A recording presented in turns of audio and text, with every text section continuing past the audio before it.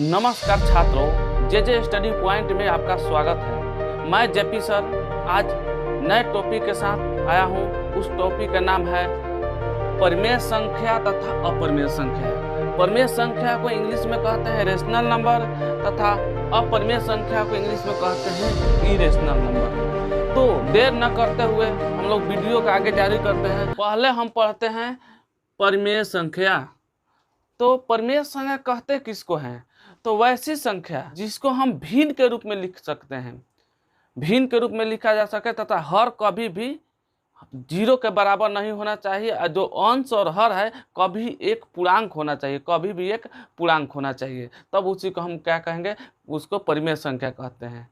तो आइए इसके कुछ उदाहरण से हम लोग समझते हैं। हम लिए एक उदाहरण 5 के बारे में हम लोग बात करेंगे, चर्चा करेंगे कि 5 है क्या।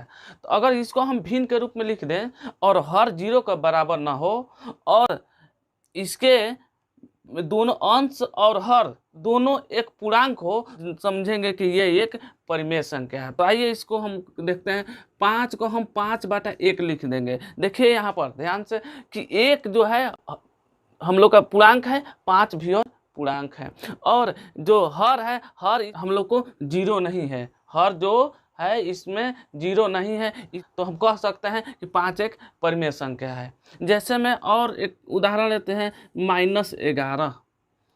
अगर और -11 पर हम लोग विचार करेंगे कि क्या इसको भी हम भिन्न के रूप में लिख सकते हैं और हर 0 के बराबर नहीं हो। तो देखते हैं हम क्या करते हैं कि -11 के -11/1 लिख देंगे।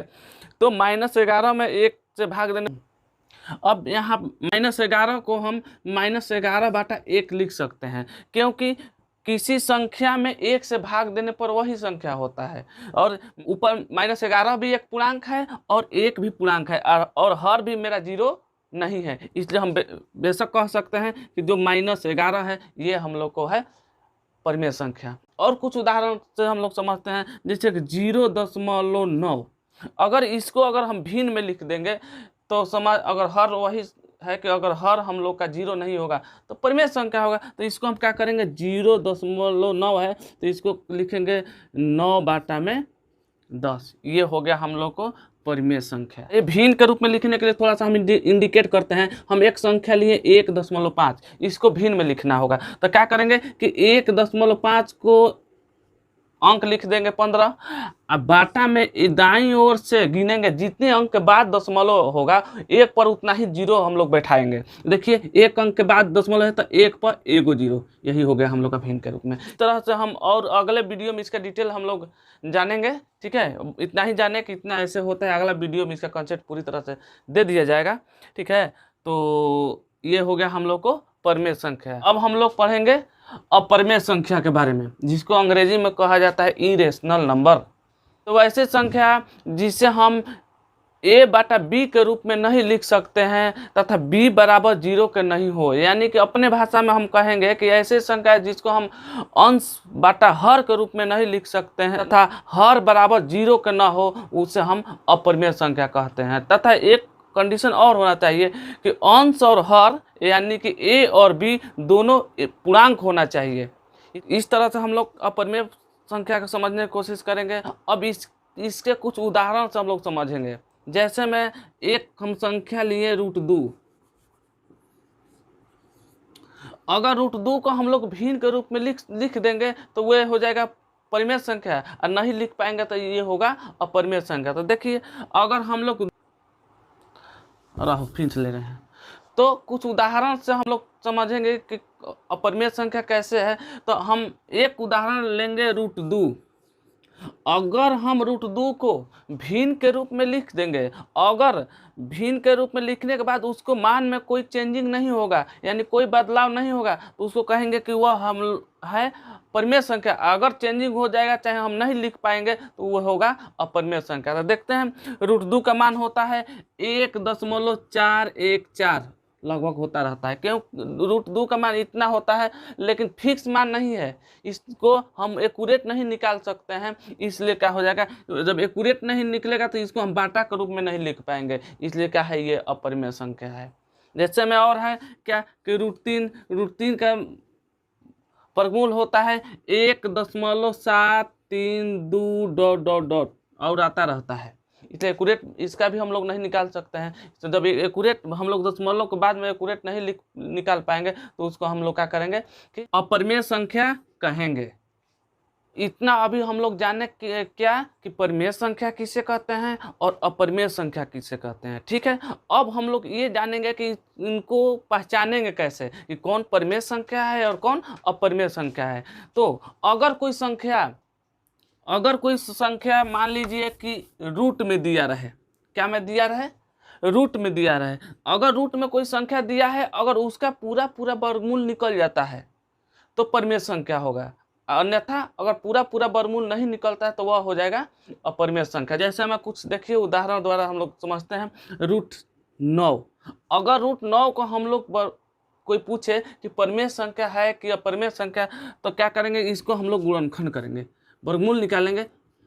तो इसको हम वर्गमूल निकालेंगे, तो वर्गमूल निकालेंगे तो 9 का भाज्य गुणनखंड 3 × 3 होता है, इसमें 1 3 निकल गया। ठीक है, तो ये जो हो गया हम लोग को, ये जो हम लोग का हुआ क्या, परिमेय संख्या हो गया, क्योंकि पूरा वर्गमूल निकल जाएगा। और लेते हैं √4, तो इसका वर्गमूल क्या होता है, तो हम लोग क्या करेंगे 2 × 2 करेंगे, तो इसका 1 2 निकलेगा, तो इसका वर्गमूल हो गया 2। तो यानी कि हम लोग को अगर रूट में दिया है पूरा वर्गमूल निकल गया तो क्या हो गया, परिमेय संख्या हुआ। अब देखिए हम लेते हैं, कोई पूछ दिया कि माने कि हाँ सर ये बताइए कि √8 क्या है, तो इसको देखिए अगर पूरा वर्गमूल निकल जाता है तो परिमेय संख्या होगा, नहीं निकलेगा तो अपरिमेय संख्या होगा। तो 2 × 2 × 2, इसमें 2 को 2 पर 1 2 निकला, लेकिन 1 2 इसमें रह गया। तो बताइए, देखिए तो पूरा वर्गमूल निकला, नहीं निकला, तो ये क्या हो जाएगा, हम लोग को अपरिमेय संख्या हो गए। और कुछ उदाहरण से हम लोग समझते हैं, जैसे में मान लीजिए कि 0.30303030 ऐसे बार से आ रहा है, एक ही अंक बार रिपीट हो रहा है, 303030। तो अगर एक ही अंक बार रिपीट होगा तो ये होगा परिमेय संख्या। क्या होगा, ये होगा परिमेय संख्या, क्योंकि एक ही अंक बार रिपीट हो रहा है। इसको हम लोग आसानी से भिन्न में लिख सकते हैं। तो इसको भिन्न में कैसे लिखेंगे, बस इतना ही जानिए कि इसमें लिख सकते हैं। इसका जिक्र हम लोग अगले वीडियो में करेंगे। ठीक है, तो अब ये हो जाएगा, लेकिन यही दिया रहे कि हम लोग 1 0 1 0 0 1 0 1 ऐसे आता है, डॉट आता रहता है अनंत तक। तो ये जो हो जाएगा हम लोग को, ये अपरिमेय संख्या होगा।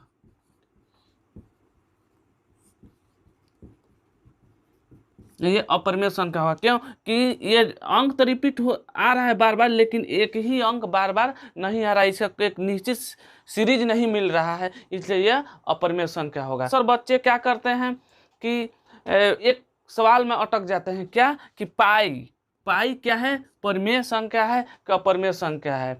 तो सिंपल से इसमें कोई भुलाने की बात नहीं है, पाई जो है हम लोग को अपरिमेय संख्या है। क्यों, क्योंकि पाई का मान कोई अभी तक निकाला नहीं है। ऐसे जनरली हम लोग क्या कहते हैं कि पाई बराबर होता है, पाई बराबर 22/7। अगर कोई पूछ देगा कि पाई 22/7 जो है क्या है, तो बोलेंगे परिमेय संख्या, और वही पूछ देगा कि पाई क्या है तो बोलेंगे कि अपरिमेय संख्या। क्यों, क्योंकि पाई का मान आज तक कोई महान गणितज्ञ जो है अभी निकाला नहीं है, इसको अभी खोज नहीं किया है। हाँ, पाई के मान 22/7 का लगभग वैल्यू होता है, इसके थोड़ा सा कम चाहे थोड़ा सा ज़्यादा है, इसलिए पाई हमेशा अपरिमेय संख्या होगा, 22/7 हमेशा परिमेय संख्या होगा। इस वीडियो को शुरू से अंत तक देखने के लिए धन्यवाद। अगर यह वीडियो आपको पसंद आया तो चैनल को सब्सक्राइब करें, वीडियो को लाइक करें तथा शेयर जरूर करें।